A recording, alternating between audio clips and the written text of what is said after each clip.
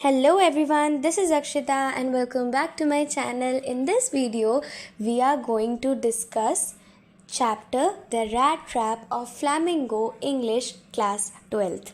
तो चलिए शुरू करते हैं.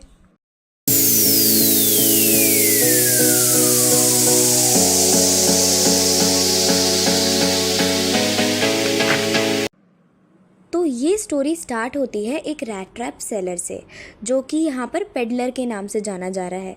अब ये बहुत ज़्यादा गरीब है. ये वायर से बने हुए रैट ट्रैप बेचता है, लेकिन उससे भी इसका खर्चा नहीं चल पाता, जिसकी वजह से इसे मजबूरी में चोरी का भी सहारा लेना पड़ता है. एक बार ऐसे ही रैट ट्रैप बेचते बेचते वो एक जंगल में पहुँच जाता है और वहाँ बैठ के कुछ अलग ही चीज़ सोचता है. तो आइए जानते हैं कि वो क्या सोच रहा था. वैसे अगर सोचा जाए तो ये जो रैट ट्रैप मैं बनाता हूँ और बेचता हूँ, लोगों को लगता है कि ये सिर्फ रैट के लिए है, पर ये पूरी दुनिया भी तो एक रैट ट्रैप ही है और हम वो रैट जो इसमें फंस जाते हैं. किस लालच से? जैसे जो रैट होता है वो चीज़ के लालच से आके इस ट्रैप में फंस जाता है, वैसे ही हम भी तो जो ये मटीरियलिस्टिक चीज़ें हैं जैसे कि पैसा, गाड़ी, बंगला, इन सब के चक्कर में आकर, इन सब लालच के चक्कर में आकर इस दुनिया के इस ट्रैप में फंस जाते हैं और कभी भी नहीं निकल पाते. अरे वाह यार, मैं तो बहुत इंटेलिजेंट हूँ, मैंने तो एक नई डिस्कवरी कर दी. हाँ, तो कंक्लूजन यही है कि ये दुनिया भी एक रैट ट्रैप ही है. अब यही सब सोचने के बाद वो पेडलर थका हारा, भूखा प्यासा उस जंगल में भटकता रहता है और एक ऐसी जगह ढूंढता है जहाँ पर उसे कुछ खाने पीने को मिल जाए और वो अपनी रात काट सके. उसके बाद वहाँ पर उसे दिखता है एक घर और वो वहाँ जाता है और फिर वो मिलता है एक ओल्ड क्रॉफ्टर से. सर, क्या मेरे को आज रात के लिए आपके घर में रुकने की परमिशन मिल सकती है? प्लीज़, मैं बहुत ज़्यादा थका हुआ हूँ. अरे हाँ, क्यों नहीं. मेरे को तो खुद कंपनी चाहिए थी. मैं तो इस घर में बिल्कुल अकेला रहता हूँ. अगर तुम आज यहाँ रुकोगे तो मेरा भी मन लग जाएगा. ज़रूर आओ अंदर. Thank you so much sir. वो ओल्ड क्रॉफ्टर बहुत ही अच्छे नेचर का था. वो पेडलर का बहुत अच्छे से वेलकम करता है, उसको खाना देता है, टबैको देता है स्मोक करने के लिए, उसके साथ कार्ड्स भी खेलता है और वो दोनों बहुत सारी बातें करते हैं. इन्हीं बातों के बीच उनकी एक और बात होती है जो कि इस पेडलर के मन में लालच ले आती है. अच्छा, तो फिर आप अपना खर्चा वगैरह कैसे उठाते हैं? पहले ना मैं एक आयरन मास्टर की फैक्ट्री में काम करता था. उसके बाद मैंने कुछ टाइम डेयरी भी चलाई, लेकिन अब मैंने कुछ ही दिनों पहले अपनी काऊ को बेच दिया है और उससे मुझे पूरे 30 क्रोनर मिले हैं, जो कि एक पाउच में रखे हुए हैं विंडो फ्रेम के पास. इन्हीं छोटी मोटी चीज़ों से मैं अपने खर्चे चलाता हूँ. अच्छा, तो मतलब इसके पास इस टाइम 30 क्रोनर हैं. इससे तो मेरा अच्छा खासा खर्चा चल जाएगा. तो अब इनको ही गायब करना पड़ेगा.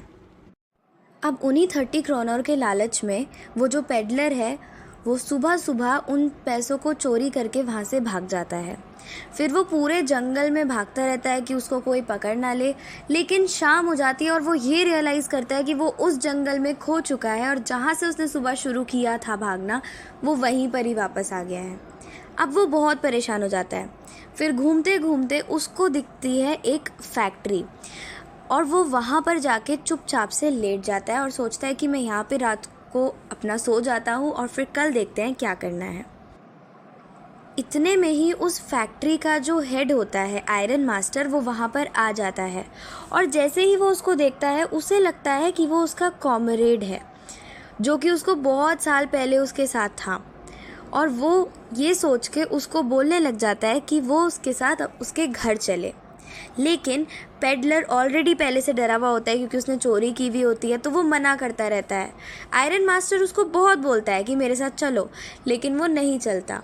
फिर आयरन मास्टर निराश होकर अपने घर जाता है और अपनी बेटी से बोलता है कि वो उसको लेके आए.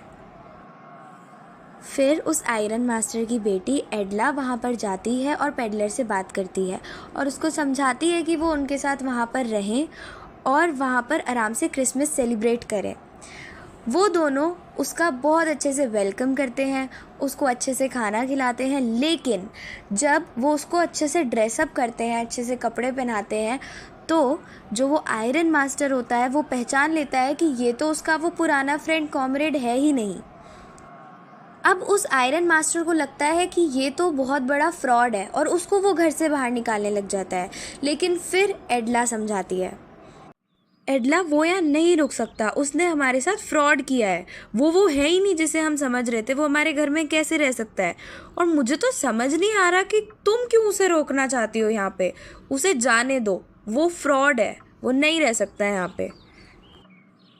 लेकिन पापा, उसको लेकर यहाँ पर कौन आया था? वो तो यहाँ आना भी नहीं चाहता था।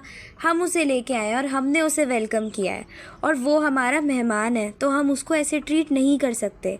और हमने बोला था ना कि वो क्रिसमस तक हमारे साथ रहेगा, तो हम जिस रिस्पेक्ट से उसको लेके आए थे, हम उसी रिस्पेक्ट से उसको अपने घर में रखेंगे, और क्रिसमस के बाद वो यहाँ से चला जाएगा। यही सही रहेगा। हाँ एडला, शायद तुम सही कह रही हो। चलो कोई बात नहीं, उसे क्रिसमस तक यहाँ पे रहने देते हैं। अब तुम बिल्कुल भी चिंता मत करो और बिना किसी टेंशन के यहाँ पर आराम से क्रिसमस तक रहो। तुम्हें कोई यहाँ से नहीं निकालेगा। थैंक यू सो मच एडला, तुम बहुत अच्छी हो। फिर वो तीनों साथ में क्रिसमस सेलिब्रेट करते हैं, और एक दिन एडला और आयरन मास्टर चर्च जाते हैं, और वहाँ से उन्हें पता चलता है कि वो जो पेडलर है वो चोर है, और उसने क्रॉफ्टर के घर से 30 क्रोनोर चुरा लिए थे। अब वो दोनों डर जाते हैं और सोचते हैं कि उनके घर पे जितना भी सिल्वर रखा था वो सब उसने चुरा लिया होगा। तो वो भागे भागे अपने घर पर जाते हैं, लेकिन वहाँ पर उसने कुछ भी नहीं चुराया होता, और उसे एक चिट्ठी मिलती है जिसमें लिखा होता है, अरे पापा, उसने तो कुछ भी नहीं चुराया, बल्कि उसने तो एक रैट ट्रैप भी छोड़ा है और एक लेटर भी छोड़ा है। इस लेटर में वो हमें थैंक यू बोल रहा है हमारी काइंडनेस के लिए, और उसके साथ साथ उसने उस क्रॉफ्टर के सारे पैसे भी यहीं पर छोड़ दिए हैं, और उसके एड्रेस के साथ बोला है कि हम उसे रिटर्न कर दें। अरे वाह एडला, ये तो बहुत अच्छी बात है। मुझे तो यकीन भी नहीं हो रहा कि हमारी सिर्फ काइंडनेस की वजह से एक चोर भी बदल गया। तो इस स्टोरी से हमें सीखने को मिलता है कि जो मटीरियलिस्टिक चीज़ें होती हैं, चाहे वो पैसा हो, गाड़ी हो या कुछ भी हो, वो कभी भी हमें हमारी इनर पीस और इनर जॉय नहीं दिलवा सकता। और सिर्फ काइंडनेस और कंपैशन किसी भी इंसान को बदल सकता है। अगर हम सभी काइंड हो जाएं और थोड़े सॉफ्ट स्पोकन हो जाएं, तो ये पूरा जो हमारा वर्ल्ड है ये एक बेटर प्लेस में चेंज हो सकता है।